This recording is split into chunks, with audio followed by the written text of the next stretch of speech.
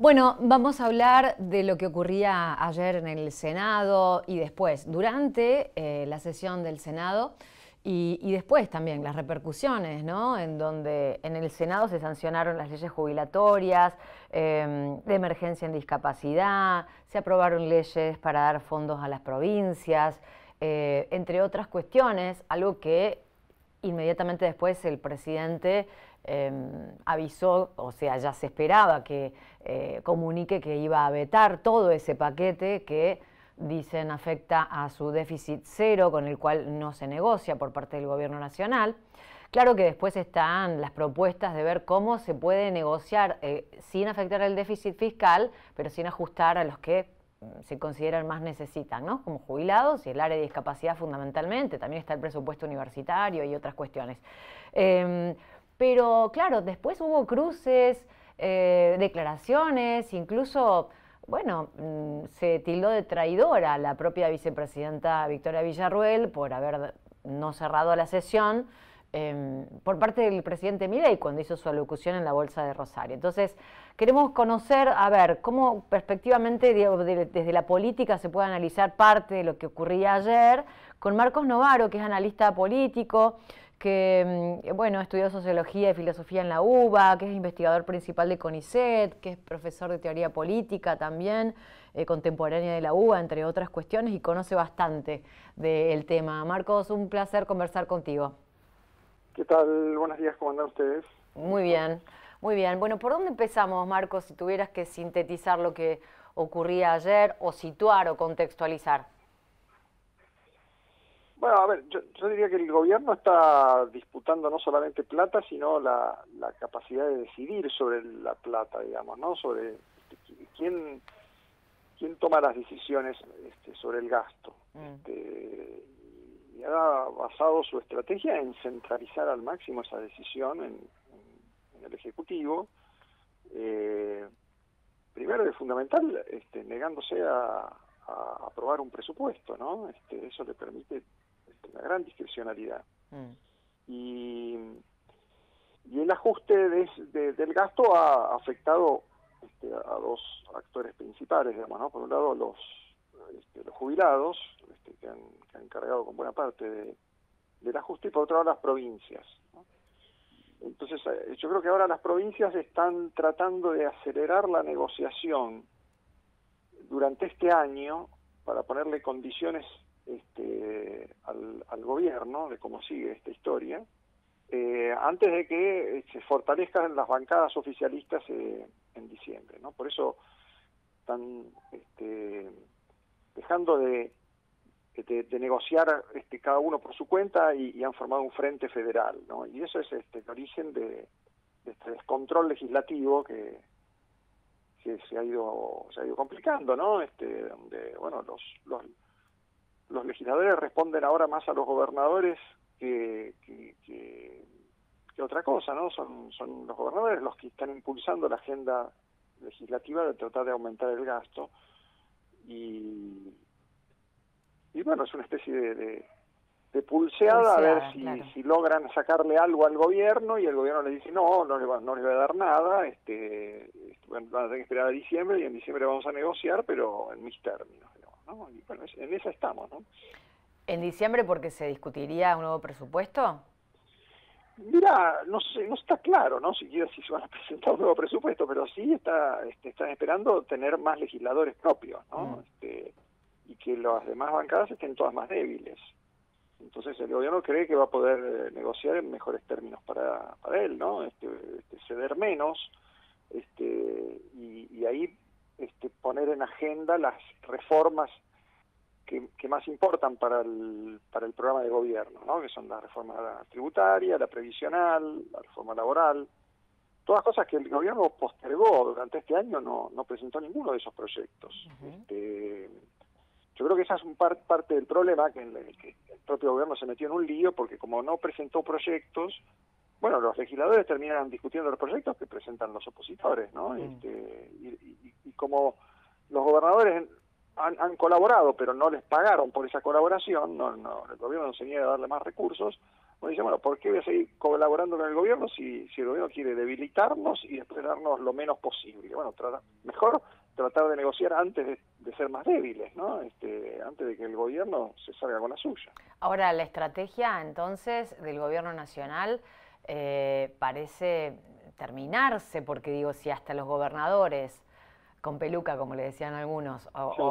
se están rebelando porque el superávit o el déficit cero, digamos, se logra con el dinero de las provincias, por ejemplo, ¿no? Cuando se Sí. tocan los bolsillos de las provincias, ahí como es que saltan todos, pero digo, el tema presupuestario de la universidad, de educación, bueno, la emergencia de pediatría, el Garrahan, son un montón de cosas que venían pasando y ahora es como que se alinearon con los fondos coparticipables fundamentalmente, que entraron dentro de un paquete que dicen que afecta, el gobierno dice que el 2,5 del PBI y que le afecta el déficit cero. Para algunos analistas dicen que no llega ni al 0,11%. ¿Cómo lo ves vos, Marcos? Mira, por lo que yo he visto de los números, yo no soy experto en presupuesto, en gasto público, pero sí he visto los números comparados y si sumas todo, sí, probablemente el gobierno perdería el superávit, digamos, ¿no? Quedaría en el límite o un poquito en rojo. Y eso el gobierno no lo va a aceptar, digamos, ¿no? Pero ¿de qué te sirve el superávit? Digo, si vos tenés que pagar un costo político grande con una pérdida de no sé si la credibilidad, porque todavía se sostiene mucho este gobierno, pero digo, yo eso es lo que digo, ¿cuál es la estrategia del gobierno? ¿Sostenerse? Porque encima es duro, se recrudece, ¿no?, el discurso. Sí. Sí, no, el gobierno dice voy a vetar todo y no es que se avergüenza de eso, dice, no, con orgullo, ¿no? Voy a ser cruel y voy a negarles la plata hasta los discapacitados, así una sobreactuación de su crueldad, de su crudeza, de decir, bueno, ustedes son hijos del rigor, porque si no hay alguien que pone orden, esto se desmadra, y esa idea prende en parte de la sociedad.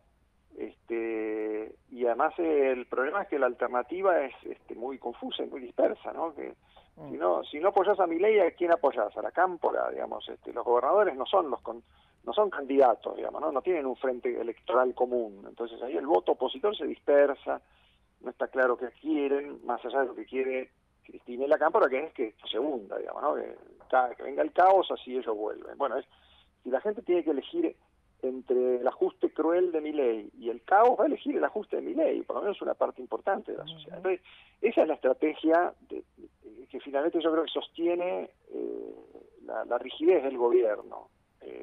Me niego a negociar porque finalmente, en términos electorales, me conviene esta pelea, digamos, ¿no? Donde yo me muestro cruel, pero rígido y mantengo el orden, digamos, ¿no? Así que yo por ese lado no vería que el gobierno va a ceder nada.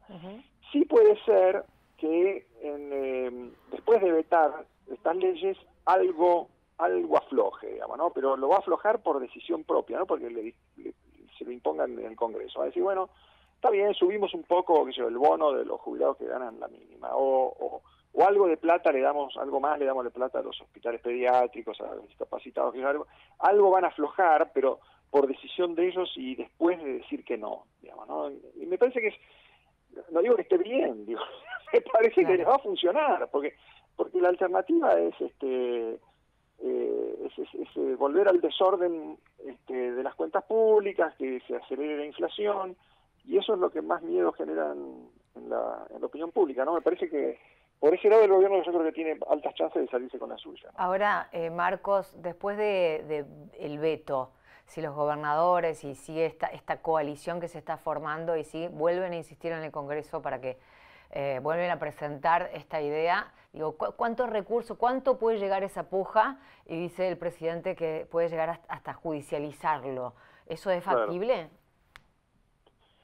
Mirá, fue factible en la época de Alberto Fernández, ¿no? Cuando le hicieron eso a la ciudad de Buenos Aires, le sacaron la plata de la coparticipación, se la dieron a la provincia, y después la ciudad reclamó y eso se judicializó, terminó la corte y estuvo bastante tiempo hasta que la ciudad volvió a cobrar y ni siquiera cobra todo, porque cobra una parte, digamos, ¿no? le pagan en bonos, digamos, ahí hay un antecedente que Milei puede usar como argumento. No sé si van a llegar a tanto, vamos a ver qué pasa en el Senado con los gobernadores también que son dubitativos. Viste que hay algunos gobernadores que retiraron a sus senadores y no votaron ni a favor ni en contra, digamos, no querían ser parte de la operación opositora, tampoco querían apoyar al gobierno. Me parece que son parte de este frente federal, pero puede que ese frente se rompa, ¿no? Y que el gobierno, si cede parte del reclamo, o bueno, tal vez algunos gobernadores se cambien de bando. Vamos a ver qué pasa, digamos, ¿no? Yo creo que es el riesgo que corre el gobierno es que por negarse a ceder nada termine rompiéndose el dique de contención y se genere un gran desorden. Esa es una posibilidad, pero yo la veo medio remota, ¿no? Me parece que el gobierno está ganando tiempo para llegar a diciembre, ¿no? Que es lo único que les interesa. Y hablando de romper, ¿qué pasa? ¿Cuál es el sentido de la tensión, o por lo menos, qué se puede sacar de la tensión entre presidente y vicepresidenta? ¿Qué hay ahí y hacia dónde pensás que va eso, que va a virar? No, eso va a seguir empeorando, ¿no? Porque Milei es inflexible y le han puesto a Villarruel en la picota, ¿no? Echarle la culpa porque el Senado sesionó es medio una tontería, ¿no? O sea, Villarruel no, digamos, sería ridículo que se pongan en rebeldía frente a todos los senadores que querían sesionar, ¿no? Era una amplia mayoría, no iba a funcionar, por más que ella lo quisiera hacer. Me parece que tiene razón cuando dice, bueno, es mi función institucional encabezar las sesiones, digamos, ¿no? Así que no es un gesto de rebeldía frente al presidente, sino que es mi tarea institucional.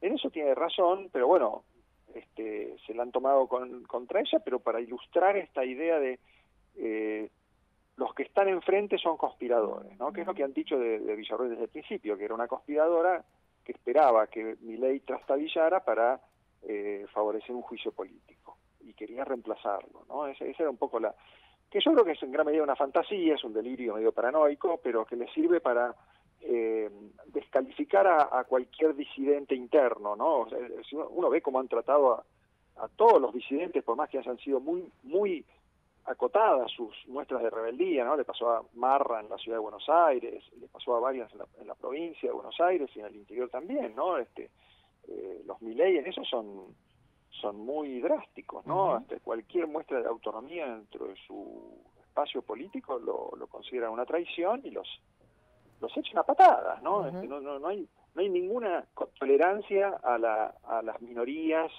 al pluralismo, no existe eso, digamos, ¿no? Los Milei entienden que la política consiste en el poder lo tengo todo yo o lo tienen mis enemigos. No es que hay, viste, un juego pluralista donde cooperamos entre distintas posiciones, eso no existe. Y eso lo sostiene la sociedad, todavía se sostiene, digo, hay más allá del núcleo duro y demás. Sí, bueno, insisto, porque en parte por la situación de emergencia y porque los planes de estabilización generan esos efectos, digamos, de alineamiento detrás del gobierno, porque la alternativa es el caos, y en parte porque la oposición no ofrece nada. Claro. O sea, ¿Cuál es la alternativa? Yo insisto, digamos, si la competencia es entre Milei y Cristina, que dice, bueno, esperemos porque esto se derrumba y entonces volvemos nosotros después del incendio, la verdad que esa es la oferta de la oposición. Y después lo tenemos a Macri, que se ha enredado él mismo en esa confusión que generó sobre si era igual que Milei o diferente, nunca explicó por qué no, si tenía solamente matices con Milei, porque no se fusionaba con los libertarios, digamos, ¿no? Eso es el destino que selló, digamos, la suerte del PRO, ¿no? Digamos, ¿no? Los enredos en sí mismo, digamos, ¿no? Entonces, bueno, me parece que con esos contrincantes, digamos, si Macri y Cristina se reducen a eso, bueno, yo creo que Milei tiene ahora hilo en el carretel. Exactamente, va a tener bastante soga hasta que la gente se canse, ¿no? Es cierto que Milei es un tipo muy agotador, porque todo el tiempo está generando conflicto con todo el mundo, esa pretensión de ser, viste, el dueño de la verdad todo el tiempo es muy agotadora. Eso ya lo vivimos con los Kirchner. La gente lo tolera hasta que las cosas dejan de funcionar. Exacto. O cuando... Incluso en el área empresarial por ahí, ¿no? Que es un núcleo fuerte en el campo, digo, donde están los votantes más fuertes. También estaba escuchando entrevistas con un hartazgo, un cansancio que no sabemos hasta cuándo se va a sostener. Pero por ahora es cierto, no hay alternativas inmediatas al frente. Lo cierto es que se tiene que poner límites a la violencia, al destrato, pero bueno, institucionalmente, ¿no? No, yo creo que sí, y algunas instituciones lo hacen, ¿no? Yo creo que la experiencia con Esper, cuando empezó a insultar a todo el mundo, y fue a la Universidad Católica, se dedicó a decir groserías sobre la hija de Cristina, una vergüenza.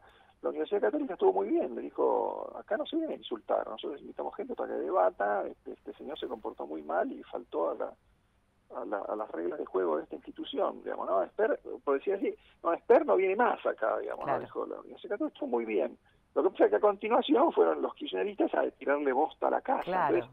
Entonces, o sea, se redobla. Mirá lo que son los kirchneristas, o sea, en vez de aprovechar esa situación para mostrar que, bueno, que se puede generar otro ambiente de diálogo y de competencia política que no es el que imponen los mileístas, fue a favorecer a Esper, digamos, lo rescató a Esper, porque cuando le tiraron bosta lo convirtieron en una víctima, y ahora Esper vuelve a ser, viste, el centro de la escena. Bueno, ese es el kirchnerismo. Si vos tenés enfrente al kirchnerismo, bueno, flaco, jorobate, ¿no? Vas a tener Milei para rato, ¿no? Marcos Novaro, gracias por Nos faltó el café, Marcos, la verdad. Está para largo. Muchas gracias. En otro momento, con todo gusto. Dale. Un abrazo. Hasta luego. Analista político Marcos Novaro sobre la situación, bueno, que se vivió ayer en el Senado y en realidad en todo el contexto, ¿no? Político que se está viviendo hoy en la Argentina. Vamos a hacer pausa y ya regresamos. Digo esto porque el proyecto